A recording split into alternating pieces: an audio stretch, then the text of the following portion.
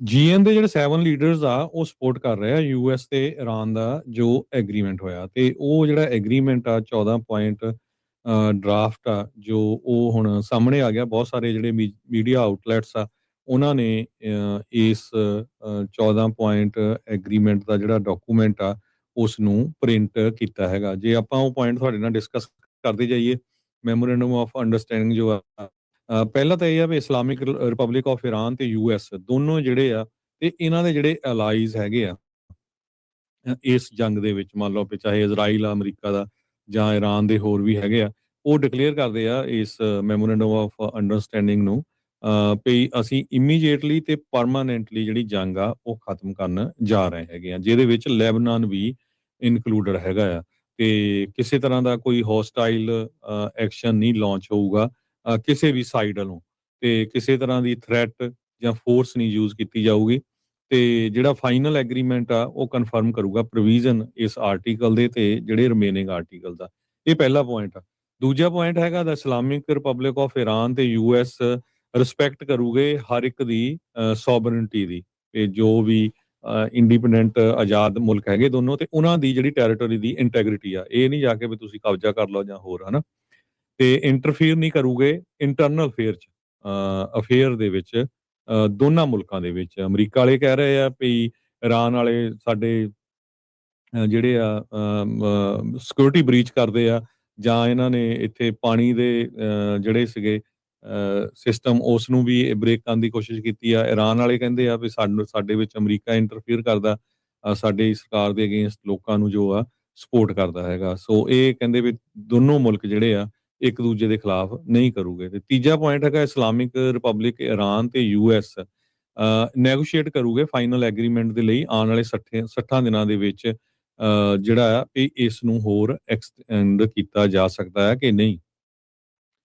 ਤੇ ਚੌਥਾ ਪੁਆਇੰਟ ਜਿਹੜਾ ਆ ਇਮੀਡੀਏਟਲੀ ਜਦੋਂ memorandum of understanding sign up ਹੋ ਗਿਆ ਤੇ ਕਿਸੇ ਤਰ੍ਹਾਂ ਦਾ ਵੀ ਜਿਹੜਾ ਨੇਵਲ ਬਲੌਕੇਡ ਆ ਤੇ ਕਿਸੇ ਤਰ੍ਹਾਂ ਦੀ ਜਿਹੜੀ ਇੰਟਰਫੀਰੈਂਸ ਆ ਕਿਸੇ ਨੂੰ ਰੋਕਣ ਦੀ, ਅਬਸਟਰਕਸ਼ਨ ਦੀ, ਉਹ ਜਿਹੜੀ ਆ ਉਹ ਇਮੀਡੀਏਟਲੀ ਖਤਮ ਹੋਊਗੀ। ਸੋ ਵਿਦਿਨ 30 ਦਿਨਾਂ ਦੇ ਵਿੱਚ ਫੁੱਲ ਕਪੈਸਿਟੀ ਦੇ ਵਿੱਚ ਜਿਹੜਾ ਆ ਸਟੇਟ ਆਫ ਹਾਰਮੋਜ਼ ਉਹ ਉੱਥੋਂ ਖੋਲੀ ਜਾਊਗੀ, ਤੇ ਯੂਐਸ ਜੋ ਆ ਉਹ ਆਪਣੀਆਂ ਫੋਰਸਸ ਨੂੰ ਵੀ 30 ਦਿਨਾਂ ਦੇ ਵਿੱਚ ਕਰ ਲਊਗਾ। ਜੀ ਇਸੇ ਹੀ ਮੈਮੋਰੈਂਡਮ ਦੇ ਵਿੱਚ ਐਮਓਯੂ ਦੇ ਵਿੱਚ ਇਹਦੇ ਵਿੱਚ ਇਹ ਹਦਾਇਤਾਂ ਵੀ ਜਿਹੜੇ ਇਰਾਨ ਵਾਲੇ ਆ ਉਹ ਜਿਹੜੀਆਂ ਮਰਚੈਂਟ ਸ਼ਿਪਸ ਹੈਗੀ ਆ ਉਹਨਾਂ ਦੀ ਮੂਵਮੈਂਟ ਆ ਉਹ ਬਰਕਰਾਰ ਕਰੇ ਪਰਸ਼ੀਅਨ ਗਲਫ ਦੇ ਵਿੱਚ, ਸੀ ਆਫ ਓਮਾਨ ਦੇ ਵਿੱਚ, ਤੇ ਵਾਈਸ ਵਰਸਾ।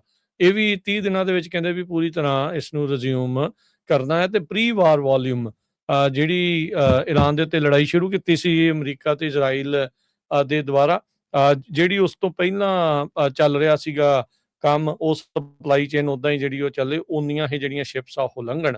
ਇਸ ਤੋਂ ਇਲਾਵਾ ਜਿਹੜੇ ਯੂਐਸ ਕਹਿੰਦੇ ਵੀ ਅੰਡਰਟੇਕ ਕਰੂਗਾ ਆਪਣੇ ਰੀਜਨਲ ਪਾਰਟਨਰਸ ਦੇ ਨਾਲ ਕੰਮ ਕਰੂਗਾ ਤੇ ਇੱਕ ਪਲਾਨ ਬਣਾਊਗਾ ਜਿਹਦੇ ਵਿੱਚ ਦੋਨੋਂ ਹੀ ਪਾਰਟੀਆਂ ਰੀਹੈਬਿਲਿਟੇਸ਼ਨ ਤੇ ਇਕਨੋਮਿਕ ਡਿਵੈਲਪਮੈਂਟ ਇਰਾਨ ਦੀ ਉਹਦੇ ਲਈ ਕੰਮ ਕਰਨਗੇ। ਤੇ ਕਹਿੰਦੇ ਵੀ $300 ਬਿਲੀਅਨ, ਟਰੰਪ ਹੋਣਾ ਨੇ ਦੇਖ ਲਓ ਵੀ ਬਿਲੀਅਨਸ ਆਫ ਡਾਲਰ ਪਹਿਲਾਂ ਅਮਰੀਕਾ ਦੇ ਟੈਕਸਪੇਅਰ ਮਨੀ ਦੇ ਨਾਲ ਇਰਾਨ ਨੂੰ ਭੰਨਿਆ ਤੋੜਿਆ, ਤੇ ਹੁਣ ਅਮਰੀਕਨ ਟੈਕਸਪੇਅਰ ਮਨੀ $300 ਬਿਲੀਅਨ ਤੱਕ ਦੀ ਲਾਗਤ ਲਾ ਕੇ ਹੁਣ ਇਰਾਨ ਨੂੰ ਜਿਹੜਾ ਅਮਰੀਕਾ ਵਾਲੇ ਲੋਕ ਆ ਉਹ ਜਿਹੜੇ ਹੁਣ ਬਣਾਉਣਗੇ। ਹੁਣ ਇਹ ਨਹੀਂ ਪਤਾ ਵੀ ਇਹ ਪਹਿਲੀ ਡੀਲ ਦੇ ਨਾਲੋਂ ਇਹ ਚੀਜ਼ ਦੇ ਵਿੱਚ ਚੰਗਾ ਇਸ ਦੇ ਵਿੱਚ ਕੀ ਜਿਹੜਾ ਉਹ ਹੈਗਾ ਆ। ਯੂਐਸ ਕਹਿੰਦੇ ਵੀ ਕਮਿਟ ਕਰੂਗਾ, ਐਂਡ ਕਰੂਗਾ, ਵੀ ਇਸ ਚੀਜ਼ ਨੂੰ ਕਮਿਟ ਕਰਦਾ ਵੀ ਉਹ ਐਂਡ ਕਰਨਗੇ ਵੀ ਆਪਣੇ ਫਾਈਨਲ ਐਗਰੀਮੈਂਟ ਦੇ ਤਹਿਤ ਵੀ ਜਿਹੜੀਆਂ ਸੈਂਕਸ਼ਨਸ ਲੱਗੀਆਂ ਹੋਈਆਂ ਆ ਇਰਾਨ ਦੇ ਉਲਟ ਉਹਨਾਂ ਨੂੰ ਜਿਹੜਾ ਉਹ ਹਟਾਇਆ ਜਾਊਗਾ। ਇਹਦੇ ਵਿੱਚ ਜਿਹੜੇ ਕੁਝ ਰੈਜ਼ੋਲੂਸ਼ਨ ਯੂਐਨ ਦੀ ਸਿਕਿਉਰਿਟੀ ਕਾਉਂਸਲ 'ਚ ਆ, ਬੋਰਡ ਆਫ ਗਵਰਨਰ ਜਿਹੜੇ IAEA international atomic energy agency ਦੇ ਵਿੱਚ ਆ, ਤੇ ਯੂਨੀਲੈਟਰਲ ਯੂਐਸ ਸੈਂਕਸ਼ਨਸ ਆ ਪ੍ਰਾਇਮਰੀ ਤੇ ਸੈਕੰਡਰੀ, ਉਹਨਾਂ ਨੂੰ ਹਟਾਊਗਾ। ਇਹ ਕਹਿੰਦੇ ਵੀ ਯੂਐਸ ਕਮਿਟ ਕਰੂਗਾ। ਲਓ ਜੀ ਆ ਹੋਰ ਨਵੀਂ ਚੀਜ਼ ਜਿਹੜੀ ਕਰਤੀ ਆ, ਆਖੇ ਜੀ ਪਹਿਲਾਂ ਦੇ ਨਾਲੋਂ ਬੜਾ ਵਧੀਆ ਐਗਰੀਮੈਂਟ ਬਣੂਗਾ। ਇਰਾਨ ਦੇ ਉੱਤੇ ਸੈਂਕਸ਼ਨਾਂ ਵੀ ਹਟਾਉਣ ਦੀ ਗੱਲ ਇਸ ਦੇ ਵਿੱਚ ਆ, $300 ਬਿਲੀਅਨ ਵੀ ਇਹਨਾਂ ਨੂੰ ਜਿਹੜਾ ਉਹ ਦੇ ਦੇਣਾ, ਤੇ ਓਵਰਆਲ ਕਰਨਾ $300 ਬਿਲੀਅਨ। ਚਲੋ ਮਤਲਬ ਹੁਣ ਦੇਣਾ ਹੀ ਆ, ਫਾਈਨੈਂਸ ਕਰਨਾ ਕਿੱਧਰੋਂ ਲਿਆ ਕੇ ਦੇਣਗੇ, ਜਾਣਾ ਕਿੱਧਰੋਂ ਆ, ਕਿੰਨਾ ਨੇ ਦੇਣਾ ਆ, ਮਤਲਬ ਵੈਸਟਰਨ ਮੁਲਕ ਹੀ ਦੇਣਗੇ ਨਾ, ਪਹਿਲਾਂ ਭੰਨੋ ਉਹਨਾਂ ਨੂੰ ਤੇ ਫਿਰ ਉਹਨਾਂ ਨੂੰ ਪੈਸੇ ਜਿਹੜੇ ਉਹ ਬਾਅਦ ਚ ਦਿਓ।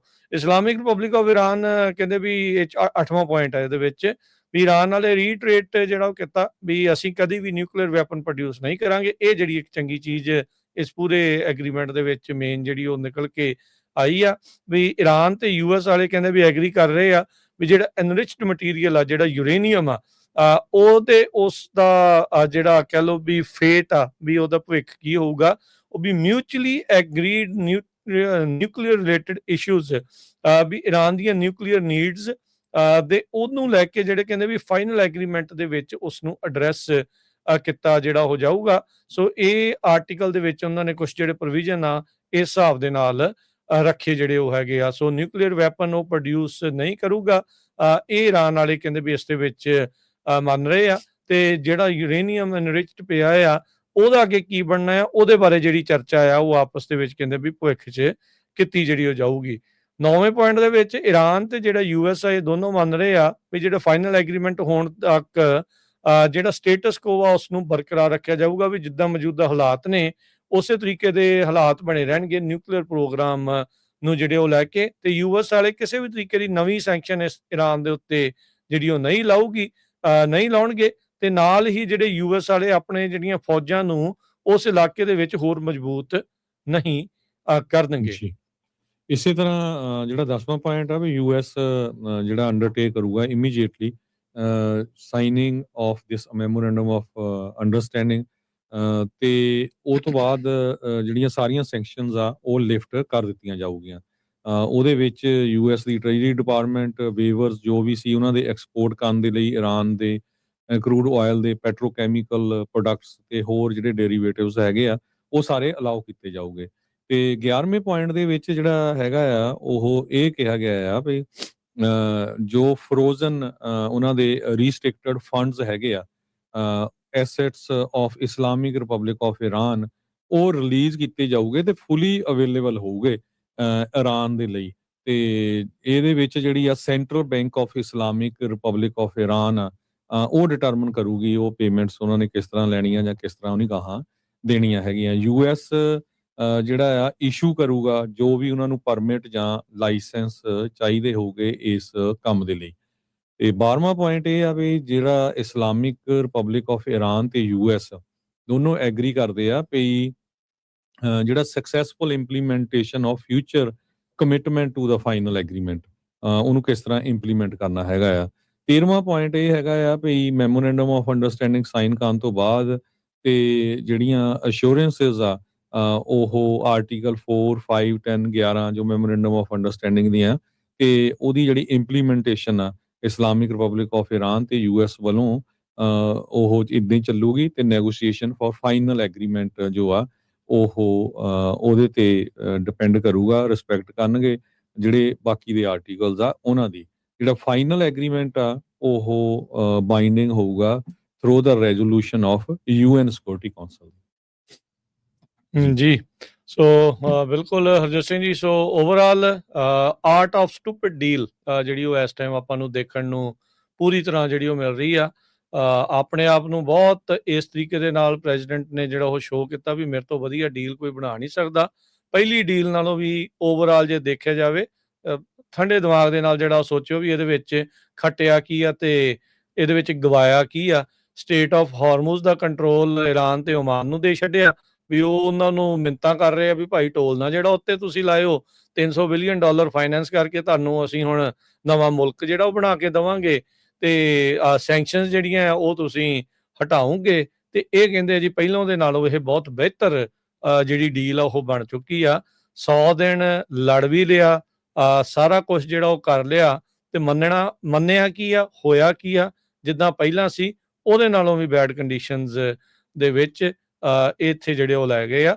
ਸੋ ਇਹ ਹੁਣ ਸਾਰੇ ਜਣੇ ਆਪ ਹੀ ਦੇਖ ਸਕਦੇ ਆ ਵੀ ਸਿਚੁਏਸ਼ਨ ਇੱਥੇ ਜਿਹੜੀ ਉਹ ਬਣ ਕੀ ਜਿਹੜੀ ਉਹ ਗਈ ਹੈਗੀ ਆ।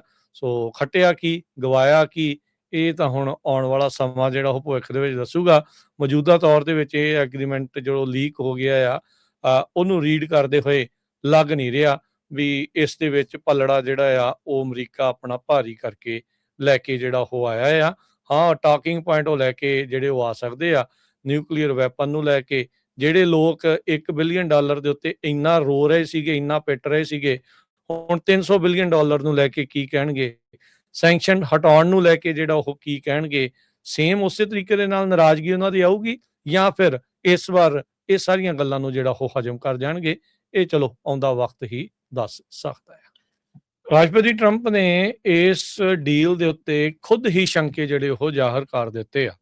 ਕੁਛ ਮਿੰਟ ਪਹਿਲਾਂ ਹੀ ਜਿਹੜੀ ਇਹਨਾਂ ਦੀ ਪ੍ਰੈਸ ਕਾਨਫਰੰਸ ਚੱਲ ਰਹੀ, ਉਹਦੇ ਵਿੱਚ ਉਹਨਾਂ ਨੇ ਜਿਹੜਾ ਉਹ ਕਿਹਾ, ਕਹਿੰਦੇ ਵੀ 60 ਦਿਨ ਦਾ ਇਹ ਵਕਤ ਹੈਗਾ ਆ MOU ਦੇ ਵਿੱਚ, ਤੇ ਜੇ ਡੀਲ ਪੱਕੀ ਨਹੀਂ ਹੋਈ ਤੇ we will go back to bombing, ਅਸੀਂ ਦੁਬਾਰਾ ਜਿਹੜਾ ਆ ਉਹ ਲੜਾਈ ਸ਼ੁਰੂ ਜਿਹੜੀ ਉਹ ਕਰ ਸਕਦੇ ਆ। ਉਹਨਾਂ ਨੇ ਇਜ਼ਰਾਈਲ ਦੇ ਕੰਮ ਨੂੰ ਵੀ ਜਿਹੜਾ ਕ੍ਰਿਟੀਸਾਈਜ਼ ਕੀਤਾ।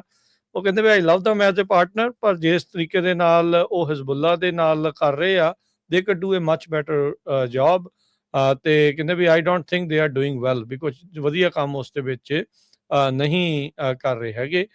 ਸੋ ਕਹਿੰਦੇ ਵੀ ਪ੍ਰੈਜ਼ੀਡੈਂਟ ਟਰੰਪ ਕਹਿੰਦਾ ਵੀ ਜਿਹੜਾ ਪੀਸ ਐਗਰੀਮੈਂਟ ਆ ਉਹ ਪਾਰਟਲੀ ਉਹਨਾਂ ਨੇ ਤਾਂ ਉਹਦੇ ਵਿੱਚ ਐਂਟਰ ਕਰਨ ਨੂੰ ਕਿਹਾ ਵੀ ਇਕਨੋਮਿਕ ਕੈਟਾਸਟ੍ਰੋਫੀ ਜਿਹੜੀ ਉਹ ਇਸ ਦੇ ਵਿੱਚ ਨਹੀਂ ਹੈਗੀ, ਤੇ ਇਹ ਚਰਚਾ ਦੇ ਨਾਲ, ਇਹ ਗੱਲਬਾਤ ਦੇ ਨਾਲ ਜਿਹੜੀ ਸਟਾਕ ਮਾਰਕੀਟ ਆ ਉਹ ਜ਼ਿਆਦਾ ਵਧੀ ਆ। ਸੋ ਤੇ ਇਹਦੇ ਬਾਰੇ ਜਿਹੜੀ ਉਹਨਾਂ ਨੇ ਇਹ ਗੱਲ ਆਖੀ ਆ। ਸੋ ਡੀਲ ਦੇ ਵਿੱਚ ਜਾਣ ਦਾ ਮੁੱਖ ਕਾਰਨ ਇਕਨੋਮਿਕ ਕਾਰਨ ਵੀ ਜਿਹੜੇ ਆ ਉਹਨਾਂ ਨੇ ਜਿਹੜੇ ਉਹ ਇੱਕ ਹਿਸਾਬ ਦੇ ਨਾਲ ਆਪ ਹੀ ਮੰਨੇ ਜਿਹੜੇ ਉਹ ਹੈਗੇ ਆ। ਸੋ ਪਿਛਲੇ ਜਿਹੜੇ ਕਈ ਦਿਨਾਂ ਤੋਂ ਆਪਣੇ ਜਿਹੜੇ G7 ਦੇ ਮੀਟਿੰਗ ਦੇ ਲਈ, ਸਮਿਟ ਦੇ ਲਈ ਉਹ ਫਰਾਂਸ ਦੇ ਵਿੱਚ ਨੇ, ਤੇ ਯੂਰਪੀਅਨ ਐਲਾਈਜ਼ ਦੇ ਨਾਲ ਉਹ ਡਿਨਰ ਵੀ ਕਰ ਰਹੇ ਆ, ਮੀਟਿੰਗਾਂ ਵੀ ਜਿਹੜੀਆਂ ਉਹ ਕਰ ਰਹੇ ਆ, ਤੇ ਫਿਰ ਵਾਪਸ ਅਮਰੀਕਾ ਦੇ ਵਿੱਚ ਉਹਨਾਂ ਨੇ ਪਰਤਣਾ ਜਿਹੜਾ ਉਹ ਹੈਗਾ ਆ। ਤੇ ਉਹ ਕਹਿ ਰਹੇ ਆ ਵੀ ਸਾਰੇ ਜਾਣੇ ਇਹ ਡੀਲ ਨੂੰ ਬਹੁਤ ਜ਼ਿਆਦਾ ਲਵ ਕਰ ਰਹੇ ਆ, ਦੇ ਲਵ ਦਿਸ ਡੀਲ। ਸੋ ਟਰੰਪ ਉਹਨਾਂ ਨੇ ਟਾਊਟ ਕੀਤੀ ਆਪਣੀ ਜਿਹੜੀ ਈਰਾਨ ਵਾਲੀ ਜਿਹੜੀ ਉਹ ਡੀਲ, ਤੇ ਉਹਨਾਂ ਨੇ ਜਿਹੜੇ ਐਗਰੀਮੈਂਟ ਦੇ ਜਿਹੜੇ ਡਿਟੇਲਸ ਆ ਉਹ ਲੀਡਰਸ ਦੇ ਨਾਲ ਉੱਥੇ ਜਿਹੜੀ ਉਹ ਗੱਲਬਾਤ ਜਿਹੜੀ ਉਹ ਕੀਤੀ ਹੈਗੀ ਆ। ਮੈਨੂਅਲ ਮੈਕਰੋਨ ਜਿਹੜਾ ਹੈਗਾ ਆ ਉਹ ਉਹਨਾਂ ਜਿਹੜੇ ਪ੍ਰੈਜ਼ੀਡੈਂਟ ਆਫ ਫਰਾਂਸ ਦੇ, ਉਹਨਾਂ ਨੇ ਆਪਣੀ G7 ਦੀ ਪ੍ਰੈਸ ਕਾਨਫਰੰਸ ਦੇ ਵਿੱਚ ਜਿਹੜਾ ਉਹ ਆਖਿਆ, ਤੇ ਉਹਨਾਂ ਨੇ ਕਿਹਾ ਵੀ ਜਿਹੜਾ ਜੈਨੂਅਨ ਸ਼ਿਫਟ ਹੈਗਾ ਅਮਰੀਕਨਸ ਦੇ ਵਿੱਚ ਵਾਰ ਨੂੰ ਜਿਹੜਾ ਉਹ ਲੈ ਕੇ, ਉਹਨਾਂ ਨੇ ਕਿਹਾ ਵੀ ਉਹ ਫਰਮਲੀ ਕਨਵਿੰਸਡ ਨੇ ਵੀ ਜਿਹੜੀ ਏਵੀਅਨ ਸਮਿਟ ਆ ਵੀ ਇਹਦੇ ਨਾਲ ਚੇਂਜ ਜਿਹੜਾ ਉਹ ਇਸ ਦੇ ਵਿੱਚ ਪੱਕੇ ਤੌਰ ਦੇ ਉੱਤੇ ਆਊਗਾ। ਜਿਹੜਾ ਕੈਨੇਡਾ ਦਾ ਪ੍ਰਾਈਮ ਮਿਨਿਸਟਰ ਮਾਰਕ ਕਾਰਨੀ ਆ, ਉਹ ਗੱਲਬਾਤ ਕਰ ਰਿਹਾ ਸੀ ਉੱਥੇ ਅਮਰੀਕਨ ਪੱਤਰਕਾਰਾਂ ਦੇ ਨਾਲ ਵਨ ਔਨ ਵਨ, ਤੇ ਜਿਸ ਦੇ ਵਿੱਚ ਉਹਨਾਂ ਨੇ ਕਿਹਾ ਵੀ ਅਸੀਂ ਵੀ ਜਿਹੜਾ ਇਹ ਦੇਖੀ ਆ ਡੀਲ ਦੀ ਜਿਹੜੀ ਲੈਂਗੁਏਜ ਆ, ਤੇ ਉਹਦੇ ਬਾਬਤ ਉਹਨਾਂ ਨੇ ਇਸ ਦੇ ਵਿੱਚ ਗੱਲ ਕੀਤੀ। ਤੇ ਨਾਲ ਉਹਨਾਂ ਨੇ ਕਿਹਾ ਵੀ ਯੂਕਰੇਨ ਨੂੰ ਲੈ ਕੇ ਵੀ ਦਿਸ਼ਾ ਜਿਹੜੀ ਉਹ ਬਦਲ ਰਹੀ ਆ, ਸੋਚ ਜਿਹੜੀ ਉਸ ਚੀਜ਼ ਨੂੰ ਲੈ ਕੇ ਬਦਲ ਰਹੀ ਆ। ਲੱਗਦਾ ਇਦਾਂ ਆ ਵੀ ਉਹ ਯੂਕਰੇਨ ਦੇ ਹੱਕ ਦੇ ਵਿੱਚ ਹੋਰ ਮਜ਼ਬੂਤੀ ਦੇ ਨਾਲ ਜਿਹੜੇ G7 ਮੁਲਕ ਨੇ ਉਹ ਆ ਸਕਦੇ ਜਿਹੜੇ ਉਹ ਹੈਗੇ ਨੇ। ਸੋ ਲੈਟਸ ਸੀ ਕੀ ਇਸ ਦੇ ਵਿੱਚ ਅੱਗੇ ਜਿਹੜਾ ਉਹ ਬਣਦਾ ਆ। ਤੇ G7 ਦੀ ਜਿਹੜੀ ਸਮਿਟ ਤੋਂ ਬਾਅਦ ਇਸ ਮੌਕੇ ਜਦੋਂ ਆਪਾਂ ਗੱਲ ਕਰ ਰਹੇ ਆ, ਤਾਂ ਟਰੰਪ ਹੁਣੀ ਜਿਹੜੀ ਪ੍ਰੈਸ ਕਾਨਫਰੰਸ ਜਿਹੜੀ ਅਜੇ ਵੀ ਕਰ ਰਹੇ ਹੈਗੇ।